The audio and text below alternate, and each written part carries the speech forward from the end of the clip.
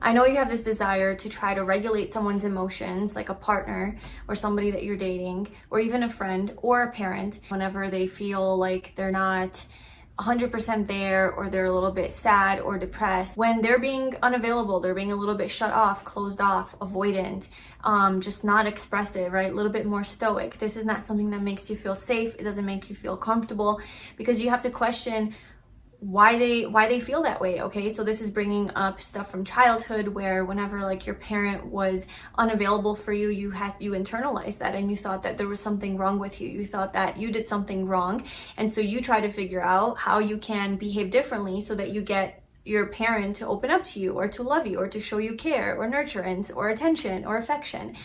So this is the programming, right? So now in your adult life, you deal with people like this, right? A partner who suddenly closes off, or I don't know, they're going through something. and it is random, right? It is very spontaneous. It's not something that you expected. It's unstable. So a person in your life is emotionally unstable, or generally closed off and not expressive, and it triggers a part of you.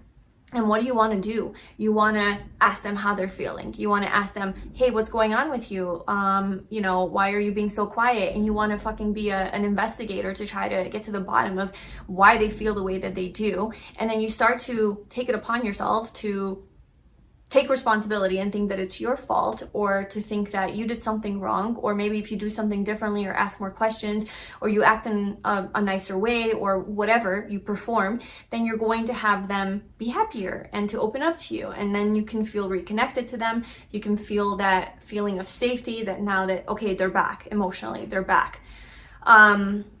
So this is coming from obviously a wounded place. It's obviously coming from a past experience with these types of people, probably when you were a child. What I recommend that you do here when a person acts like this is do not try to investigate and figure out what it is that they're going through. Try not to obsess over them and their own feelings and emotions and why they're acting cold or avoiding, or why they suddenly shut off. Do not make it your responsibility to figure out why they are the way that they are. Do not try to regulate their emotions. Literally, don't care. Okay, just don't care. Don't care that this person is going through, and I'm not saying don't care about this person if they're going through something, but if they're just acting cold and their responses to your text message, let's say, are just one word answers or whatever, and that triggers you to think like, oh my God, like, are they pulling away? Like, are they not interested anymore? Like, how are they feeling about me? This person's so hard to read, right? All of these things start to come up, and then you start to spiral, and then you start to feel like, okay, I need to do something about this. I need to, like, ask them if they're okay. I need validation. I need now that for them to tell me that everything's okay. So just I want you to recognize that. I want you to recognize that pattern inside of you. I want you to be with your inner child in that moment, and just acknowledge that there's a deeper part of you that felt that way as a child, and that you reacting in the way that you're trying to react now as an adult was a survival mechanism when you were a child. You had to figure out what is wrong with mom or what is wrong with dad and try to regulate their emotions, because if you didn't try to do that, then they might abandon you. They might never give you attention, and if they don't give you attention, you might starve to death. Okay, so as children, we think this is survival. And I want you to just acknowledge that part of you that's coming up in this adult situation with an adult when you are, a grown person now. And try to give your inner child some love, okay? Try to ask your inner child, like, what are you feeling right now? What is being triggered right now? And just listen to what it has to say. What does it need right now? Okay? So that's the one thing. I want you to just, mainly the point here, I'm not trying to talk about like reparenting right now. I'm mainly just saying, like, acknowledge and be aware that this is a wounded part of you that's being triggered. So once you become aware that this is a wounded part of you, you're not going to be reacting from that place of trying to save this person or trying to get them to change their energy and their mood through whatever you say to them or do. So you're not trying to regulate their emotions.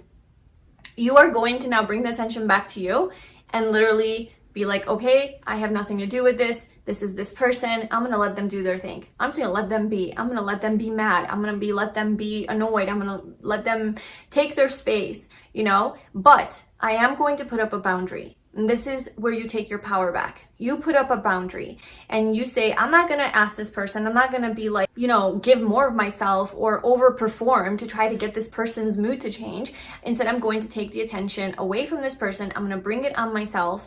I'm going to regulate my own emotions, and I'm going to tell myself that this has nothing to do with me. This is this person. And I want you to pull your energy back. I want you to pull your attention and your focus and your energy away from this person and stop trying to dissect who they are, what they're going through, what they're thinking, why they're acting the way that they're acting, what you did differently, why this could be happening. It's just like over analyzing the situations to try to get answers, because essentially this person is just completely confusing you, right? They're being emotionally unstable. For the most part, right? If they're not able to communicate with you like, hey, I'm having a rough day, like, hey, I'm having this and this and this issue, or this is how I'm feeling, and instead they just pull away, that's naturally going to make you confused, okay, about where the fuck they're at. And this is probably what's going to throw you into that loop of trying to figure things out. So what I want you to do is pull your energy back, stop trying to figure out what they're going through, literally detach from this person and say, I don't care. I don't care what they're going through. They can go through whatever they're going through, but I'm not going to give them attention, and I'm not going to try to figure it out, and I'm not going to try to get this person to be nice to me or to choose me or to open up to me or to make me feel worthy or loved. I'm just gonna go ahead and live my own life. And if this person doesn't know how to communicate about their feelings, then I don't want anything to do with it. So you literally just make peace with the fact that this person cannot be a healthy person in your life because of how they make you feel. Now, of course, you can have a conversation with this person and see if they can communicate a little bit better next time instead of just shutting down, whatever. But for the most part, what I want you to do is just take the attention away from this person not responding to you in the way that you want, bring the energy back to yourself, and focus on how you can respond to this person given how they are, given how they're being with you or how they're treating you. And that means not responding to them openly. Whenever they say something or they ask a question, you can give them short responses right back, okay? You don't have to invest overly into this person. You don't have to be extra sweet and caring and kind to try to open this person up. You give back to them what they give you, okay? You don't jump to respond to them. You don't chase them, okay? You literally pull your energy back, and you sometimes don't even respond to them. If you don't feel like they deserve a response because they're messing with you and they're up and down in their emotions, and you're just you show up for them excitedly when they're excited, and then they come back with a stupid ass comeback that's now suddenly not excited. I don't know, they're just up and down, especially when it comes to texting, and you're just what the fuck is this conversation? Literally just stop investing into it. Just stop texting with this person, stop talking to this person, and then maybe when you see them in person, you can tell them hey, I don't really like the way that you text. I don't like the way that you don't express yourself. I don't like the way whatever it is that you don't like, you tell this person, and you see if they can implement some changes. You try to understand why they're doing it, but it doesn't really matter for you, because if you're not getting what you want, then all that matters is that you're honoring yourself, and that you end the connection if it needs to be ended, if you're not getting your needs met, and that you're speaking up about your needs as well, okay? Because, this person could just be that way. This person could literally just be the type of person who's not expressive, who's not communicative, or who's more, detached emotionally. It doesn't have to be that they're avoidant, attachment, but they can just be different type of communicator than you are, and maybe you need a certain type of communication, and that's okay, and you need to just honor yourself, okay?